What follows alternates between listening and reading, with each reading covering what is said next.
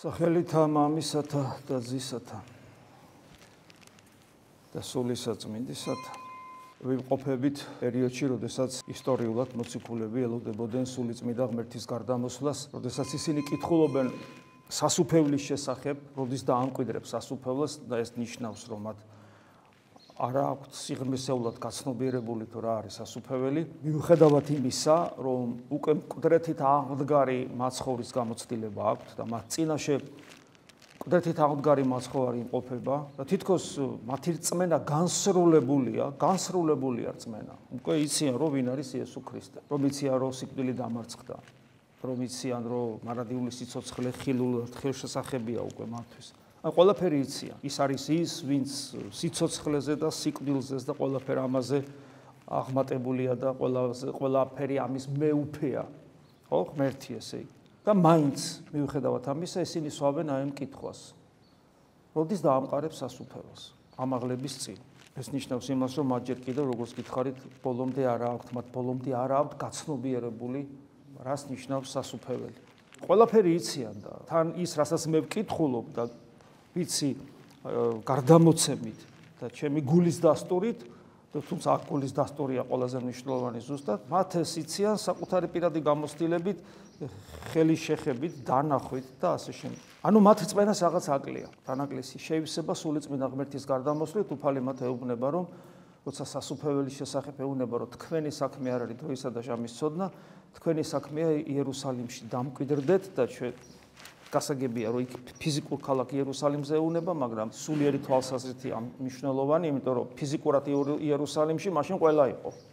და როცა ვამბობთ იერუსალიმის სულიერ მნიშვნელობაზე, ამას ვამბობთ პირდაპირ გაგებითაც, იმიტომ რომ მოციქულებიც, როცა იერუსალიმში იყოფებოდნენ, სულიწმიდა გარდამოვიდა არა ყველაზე, არამედ ქრისტეს მოწაფეებზე. ჩვენ რა თქმა უნდა ფიზიკურად გაგებაზე არ ვსაუბრობთ, სულიერ გაგებაზე ვსაუბრობთ, რამე თუ ეს არის მთავარი და უპირატესი და დაელოდეთო სანამ ძალას არ მიიღებთ ზემოდან ნუგეშინის ცემლის მიერ.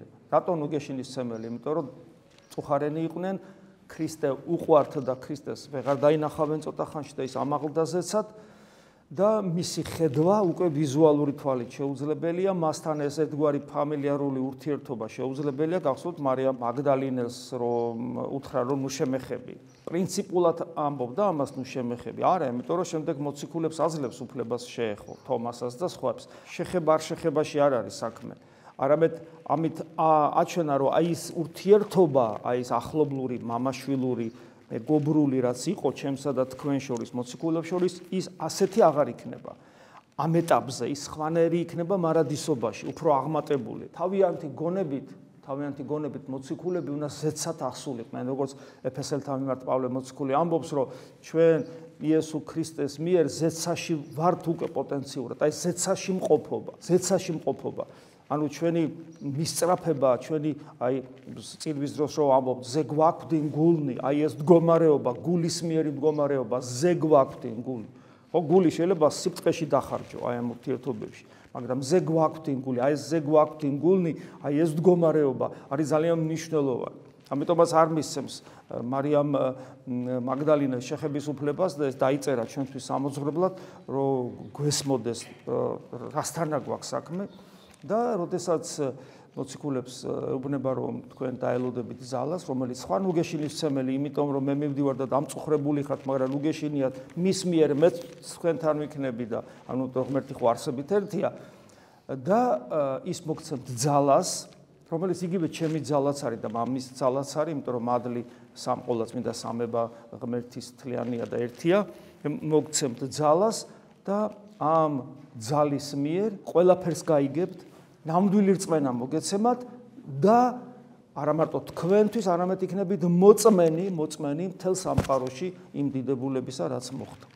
და აღასრულებთ ყველა იმ საქმეს, რაც მე დავიწყე. და ამიტომ ეს პერიოდი ამაღლებიდან სულთმოფენოვამდე ზუსტად ეს პერიოდი, ამ პერიოდში ვიმყოფებით და რა თქმა უნდა ისტორიულად ეს მომხდარია უკვე და ჩვენ ახალი აღთქმის მოქალაქენი ვარ და ჩვენზე გარდამოსულია სულიწმიდა ღმერთი მირონცხების ჟამს და ნათლობისას, მაგრამ ჩვენ ვცდილობთ რომ ვიყოთ თანამონაწილენი ჩვენი პირადი სულთმოფენობისა და განმცდელი ამ დიდებულებისა და მადლიერნი თუ რა არის მომხდარი ჩვენს თავზე და ყველა ის სიტყვები, რომელიც მოციქულების მიმართ არის ნათქვამი, გვეკუთვნის ჩვენ, იმიტომ რომ მუდამ უნდა ხდებოდეს აქტუალიზირება იმ მდგომარეობისა, რა მდგომარეობაში ჩვენ ვიმყოფებით, იმიტომ რომ ახალი აღთქმის ადამიანი ეს არ არის რაღაცა საგანი, რომელიც გადადგეს სასუფეველში და არის თავისთვის იქ. ადამიანი ნებისმიერ შემთხვევაში შეება თავისუფალი და დინამიური და გონიერი და ის ყოველ ნაბიჯზე პასუხისგებელია და მას შეუძლია ნებისმიერ წარმატებული მდგომარეობიდანაც კი დაბლა დაეცეს და ეშმაკის მდგომარეობამდე დავიდეს. ამიტომ მუდამ ჭირდება აქტუალიზირება ჩვენში არსებულ ნამდვილ ჭეშმარიტ რწმენას და ამისათვის გვეხმარება სწორედ ეკლესია, როცა პერიოდულად წამოწევს ხოლმე იმ საკითხებს, რომელიც მომხდარია ისტორიულად ერთი, მაგრამ მუდამ უნდა მეორდებოდეს თითოეული ქრისტიანის ცხოვრებაში. და რა თქმა უნდა, ეს ყველაფერი საბოლოო ჯამში ეხება რწმენის ფენომენს, იმიტომ რომ რწმენა სწორედ ის არის, რასაც ჩვენ ვსაუბრობთ დაუსრულებლივ ყოველ შეხვედრაზე, ყოველ ქადაგების დროს და ვერაფერ დიდებით ვერ ამოუწურავთ მას, იმიტომ რომ თვითონ რწმენის ფენომენია, ქრისტიანული რწმენის ფენომენია, ის რომ მას ვერასოდეს ვერ შეავსებ, ვერც ამოწურავ, ვერც დანაყრდები, ვერც დაკმაყოფილდები, არასოდეს არ იქნება ისე რომ იტყვი, აი მე მწამს და უკვე ვიცი ყველაფერი და მორჩა. ეგრე არასოდეს იქნება, სანამ ჩვენ ხორჩი ვიმყოფებით. სანამ პირისპირ არ წავსდგებით ღმერთის წინაშე, სანამ არ ვიხილავთ მას, როგორიც ის არის, როგორც იოანე მოციქული ამბობს. საინტერესო სიტყვებია უფლისა დღევანდელ სახარებაში, ეს იოანეს მე-14 თავია, იოანეს სახარების. ესოდენ ჟამ თქვენთანა ვარ, ანუ ფილიპე გახსოვთ ეკითხება, რომ მამა გვაჩვენეო, ანუ განყოფა ხდება ჯერ მოციქულებში, ჯერ კიდევ. ერთი დააღდგარ მაცხოვარს ხედავენ და მიუხედავად იმისა, ბევრი რამე ნახეს, განყოფა ხდება ტრანსცენდენტული ყოფიერებისა და ისა, რასაც ხედავენ. თუმცა რასაც ხედავენ, ის პიროვნულად სწორედ ტრანსცენდენტული ყოფიერება, სწორედ იესო არის სამყაროს შემქმნელი მამასთან და სულიწმინდასთან ერთად, მაგრამ ეს განყოფა ხდება, ეს ხდება ჩვენშიც, მიუხედავად იმისა, რომ ჩვენ ვიცით ყველაფერი, მაინც როცა ვეზიარებით, ბოლომდე ვერ ვაცნობიერებთ, რომ ვინც შემოდის ჩვენში, ის არის, ვინც გალაქტიკები შექმნა.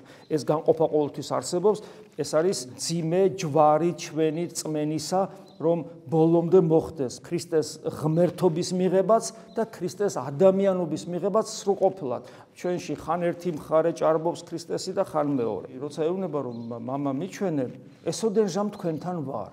ამდენი ხანი თქვენთან ვარ, ამდენი ხანი მხედავთ, ამდენი ხანი მიცნობ. და ლაპარაკია რამდენზე 3 წელიწადზე, ხო, 3 წელიწად ნახევარს. ჩვენ ამდენი ხანი ვართ ქრისტესთან, ვინც მიიღებს, ვინც შეჭავს ჩემს ხორცს და სისხლს ვარ მასში და ის ჩემშია. რამდენი ხანი ვარ. აი ფილიპე 3 წელიწად ნახევარია და უფალი საყვედურის ტონით ეუბნება, ესოდენ ჟამ თქვენთან ვარ, ანუ ხედავთ ნომინალური მყოფობა არაფერს ნიშნავს. ამიტომაც არის ხოლმე, რომ გაგიკვირდება ხანდახან ადამიანი, რომელიც წლები ეკლესიურად ცხოვრობს, უცებ აღმოჩნდება, რომ ქრისტესთან არ არის. და რატო? იმიტომ რომ გარეგანი მყოფობა არაფერს ნიშნავს. რამდენი მაგალითია სამწუხარო ასეთი.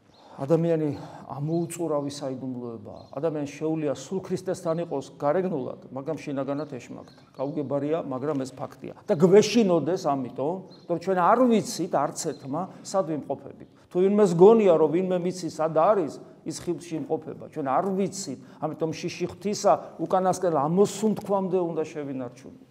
ამდენი ხანი თქვენთან ვარ და არ ამიცი მე ფილიპე, არ მიცნობო ფილიპე, არ მიცნობ. ნახეთ რა პრობლემის წინაშეა და გახსოვთ როგორ რას ნიშნავს მარადიული სიცოცხლე და ვის დაეხურება სასუფეველის კარები. სასუფეველის კარები დაეხურება იმას, ვინც ქრისტეს არ იცნობს, ვისაც ქრისტე არ იცნობს, ანუ ვისთანაც პიროვნული ურთიერთობა არ შედგა. არ აქვს მნიშვნელობა შენ როგორი სიწმინდით ცხოვრობ, როგორი რელიგიური ხარ, შენ ლოცვებს რა ძალა აქვს, არაფერს მნიშვნელობა არ აქვს. ქრისტესთან პიროვნული ურთიერთობა არ შედგა, არ გიცნობს. ეუბნება ფილიპეს მოციქულს, არ მიცნობ ფილიპე? და მე ეუბნება, რომელმან მიხილა მე, იხილა მამა ჩემი და შენ ვით არ მეტყვი, მიჩვენე ჩვენ მამა ისე. ეხლა მე ჩემ თავს რო ვფიქრდები, აბა რომ ეხლა ბოლომდე გაცნობიერებული მქონდეს, ვის ვეზიარები, ვის მოუხმობ, როცა ვლოცულობ, ვის ხატს ჭრეთ, როცა ქრისტეს ხატს უყურებ. ვის სიტყვებს აღმოვიკითხავ, როცა წმინდა წერილს ვკითხულობ. მე რომ ბოლომდეს გაცნობიერებული მქონდეს, წესით შიშისაგან გული უნდა გაგვისკდეს. ვის ვესაუბრებით, ვის ველაპარაკებით. ან რამადთა თუ არ გაგვისკდება გული, რამადლიერებით უნდა აღვივსო, ამ სიდიადის განცდა არა გვაქვს. ამ სიდიადის და ამიტომ თავხედები ვარ რწმენაში. ამიტომ სინანულის შესაბამისი არა გვაქვს, იმიტომ რომ სინანული არის გაიაზრო სად ხარ და სად უნდა წახვიდე. როცა ვერ იაზრებ, სად უნდა წახვიდე, რა სიდიადესთან და ვერც იმას იაზრებს, რას წარმოადგენ, ანუ ეს დიაპაზონი თუ შენში არ არსებობს სინანული. ეს არის სენტიმენტალური სინდისის მიერი ცრემლების ღრა, რომელიც არაფერს ნიშნავს. არ აქ წამსა, რამე თუ მე მამისათანა ვარ და მამა ჩემთან არ, სიტყვათა რომელთა გეტყვი თქვენ, თავისი ჩემით არა ვიტყვი, არამედ მამა ჩემი, რომელიც ჩემთან არის, იგი იქს საქმესა. აი ეს სიტყვაზე ლაპარაკობს და სიტყვას რომელსაც მე გეტყვი, ჩემით არ ვიტყვი, მამა იტყვის, რომელიც არის ჩემთან და იქ საქმესა, ანუ რომელიც ჩემთან არის და ჩემს მიერ ლაპარაკობს, აღარ ამბობს. არამედ საქმეს იქს, აქ ჩანს, რომ ქრისტესათვის სიტყვა და საქმე ერთია. ფაქტიურად ქრისტესათვის სიტყვა და საქმე სინონიმებია. ესეა ღმერთი. თქვათ, როცა ამბობს უფალი, რომ იქმენ ნათელი და იქმნა ნათელი, ამბობს და კეთდება. სიტყვა და საქმე ერთია. და აი ეს ცოდნა იმისა არ აქ წამსა, არამედ თუ მე მამისათანა ვარ და მამა ჩემთან არს და ჩემი სიტყვა რომ მამის სიტყვა ამას ვერ ხედავ, ჩემი თავიდან გამომდინარე რომ ვუყურებ და პატარა გამოცდილებით, რომელიც სამრევლოს მიერ მეძლევა, ჩვენ ვერ ვაცნობიერებთ, როცა ქრისტეს სიტყვებს ვკითხულობთ სახარებაში, ეს არის იმის სიტყვები, მისი მეშვეობითაც გული გვიცემს, ღვთისნება, რა უნდა ღმერთს, რა უნდა ჩემ მაცოცხლებელს, გესმით, რა უნდა მას, მისი ნება რა არის, ყველაფერი არის განცხადებული საიდუმლოებრივად მინდა გითხრათ, რომელიც არ მოიწურება წმინდა წერილში. როგორ ვკითხულობთ წმინდა წერილს, ან არ ვკითხულობთ, ან თუ ვკითხულობთ არ გვესმის, ან სანახევრად გვესმის, თან გვეზარება, თან გულისხმონი ვართ, თან არა ვართ მშიერნი და მწყურვალნი წმინდა წერილის კითხვისთვის მშიერი და მწყურვალი არა ვარ. მშიერი ადამიანი რომ წყალს და საჭმელს დახარბდება და ეცემა, ან კიდე ცოდნის მოყვარული ახალგაზრდა რომ ესე იგი პედაგოგთან, მასწავლებელთან რომ ხარბად იღებს მისგან ცოდნას ან შეგირდი მოძღვისაგან, რომ მეტად და მეტად ცოდნას მოწყურებული, რომ მეტად და მეტად მიიღოს. ხო არსებობს ესეთი რაღაცეები. აი რაღაც ესეთი რაღაც არ აქვს ჩვენ ეს და უნდა გვჭირდეს. ხოლო თუ ჩვენი რწმენა მეტნაკლებად ამ გზაზე დგას, ეს საჩუქარია, რასაც გვეუბნება. და რაიცა ითხოვოთ, სახელითა ჩემითა, იგი ვყო. ანუ აღვასრულო. რათა იდიდოს მამაი ძისათანა და უკეთ თუ რაოდენი ითხოვოთ სახელითა ჩემითა მე ვყო. გაგზნობინებთ კიდევ ერთხელ, მე და მამა ერთნი ვართ, ყოვლის შემძლეა ქრისტე როგორც სამყარო შემოქმედი ღმერთი მამასთან და სულიწმინდასთან ერთად და ამ დროს ჩვენი შვილებრივი სტატუსის და შესაბამისი ძალაუფლების წარმოჩენას ცდილობს. გახსოვთ იონე მოციქული როგორ ამბობს, რომ იონეს სახარებაში დასაწყისში რომ ჩვენ მან მოგცა ხელმწიფება ვიყოთ ღმერთის შვილები. თიშვილობა არის ხელმწიფება, ანუ ძალაუფლება. და რა ძალაუფლებაა ეს? ნახეთ, რასაც ეტყვი ქრისტეს ის გისრულებს. მაგრამ აქ ადამიანებს ეშლებათ. რა სტატუსით თხოვ? როგორც შვილი, ეს რას ნიშნავს? ეს ნიშნავს იმას, რომ შენ და ქრისტე ერთნაირად აზროვნებთ. ეს ნიშნავს იმას, რომ შენი ნება თანხვედრაშია ღვთისნებასთან. და ეს ნიშნავს იმას, რომ რაც ღვთის ნების საწინააღმდეგოა, ის არათუ არ თხოვ, გული გერევა მასზე. ამიტომ შენი სათხოვარი და ღვთის ნება თანხვედრაშია ერთმანეთთან. ეგ ერთი და მეორე ის კავშირი პიროვნული, ეს არ არის მარტო მენტალური მიხვედრილობა, ეს მისტიკური თანხვედრა არის, შესაბამისად ჩვენ ლოცვას მე უდიდესი ძალა ენიჭება. თორე ისეთი რამე თუ თხოვე, რაც ნება არ არის და გახსოვთ, თავად ქრისტე იძლევა ამ მაგალითს.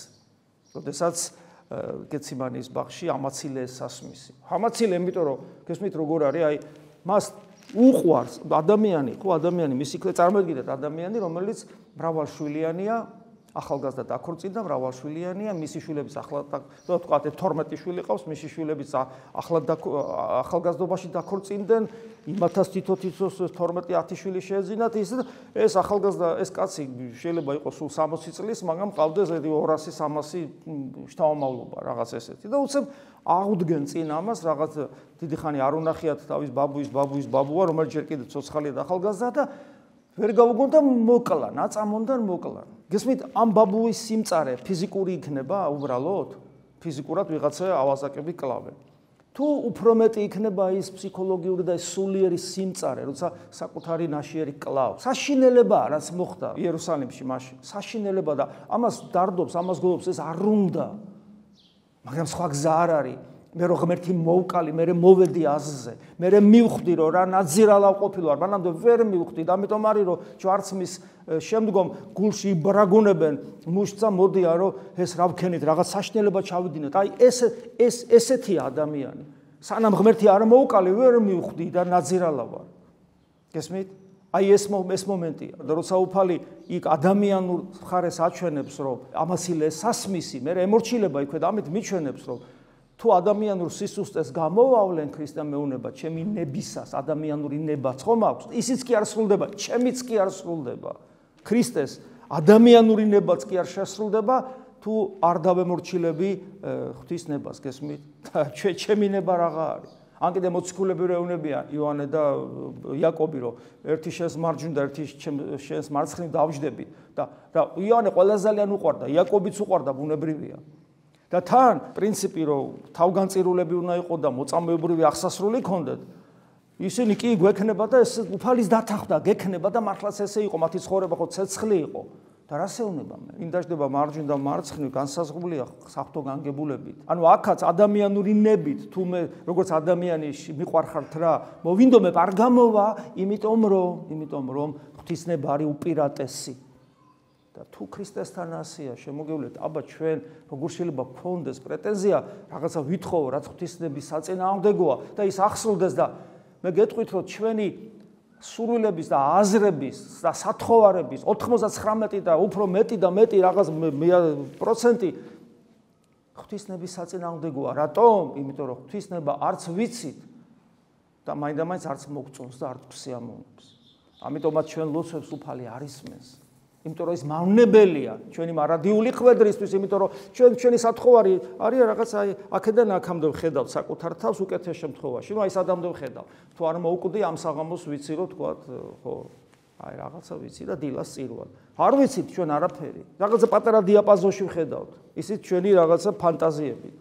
და ღმერთი ხედავს მარადისობაში, აი ღმერთის შვილი რომ უნდა იყო და ქრისტეს მარჯვნივ რომ უნდა დაждდეს სასუფეველში, იქ ხედავს. და არაფერს არ მისცემს შესაძლებლობას, რომ იქ შენ დაჯდომას ხელი შეეშალოს. თუნდაც შენ ამისათვის აქ ძალიან იტანჯო. ეს მე როგორ მივიღო, ხო მიჭირს და ერთადერთი, რიცაც ადამიანს ამის მიღება შეუძლია, ეს არის სიყვარული. იმიტომ რომ ვისაც უყვარს, იმას ვინც უყვარს, ენდობა თუ მე არ მიყვარს, თუ მე არ ვენდობი, ვინც მიყვარს, ის არც მიყვარს. ამიტომ სიყვარული არის აბსოლუტური ნდობის ერთ-ერთი ნიშანი. ამიტომაც არის უკვე თუ გიყვარ მე მცნებანი ჩემი დაიმარხენით. ანუ რაც მე გითხარით, აღასრულეთ თუ გიყვარვარ.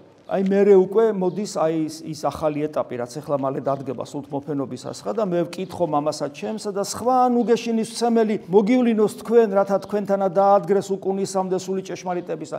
რატო გახდა სხვა ნუგეშინის ცემელი? იმიტომ რომ ქრისტეს თუ დაინახავდა, ეხლა თუ დავინახოთ რომ მოვიდეს ჩვენ ეს და ძველებურად რომ მოვიდეს. ცხოვარივით. არა ისე იოანე მოციქული რო ხედავს აპოკალიფსში. აბა წაიკითხეთ აპოკალიფსი. როგორ ხედავს უსაყვარლეს მოციქული იოანე ქრისტეს. შემზარავია თავის სიდიადით. არა, როგორც მანამდე მოვიდა ცხვარი, რომელსაც ბეკეკოროა თენეფერები და მე ყელს გამოჭრი. ესეც გავაკეთეთ. ხან მადლობას ვეუბნებით, ოსანას უგალობთ, მე ყელი გამოვჭერით. ასე თუ მოვიდა, ჩვენ იგივეს გავაკეთებთ. ისე მოვიქცევით, როგორც დოსტოევსკის აქვს, ესე იგი დიდი ინკვიზიტორში. ზუსტად იგივენაირად გავაკეთებთ, ჩვენ უკეთესები კი არა ვართ იმ ადამიანებზე. უფალი თუ ვენდობი და თუ გვიყვარს სხვა ნუგეშინის ცემელი, მესამე პირი ყოვლადწმინდა, მესამე ჰიპოსტასი ყოვლადწმინდა სამებისა, რომელსაც ვერც მოეფერები და ვერც ყელს გამოჭრი, იმიტომ რომ ადამიანური ბუნება არ აქვს. და ეს ადვილად ვერც მოიხელთებ შენს გულში და ძალიან დიდი ღვაწლი გჭირდება, რომ სულიწმინდა ღმერთის მადლი მოიხვეჭო. მაგრამ თან ნუგეშს მიიღებ მისგან, ქრისტეს ადმირწმენას გაგიძლიერდება. გესმით? აი ეს არის.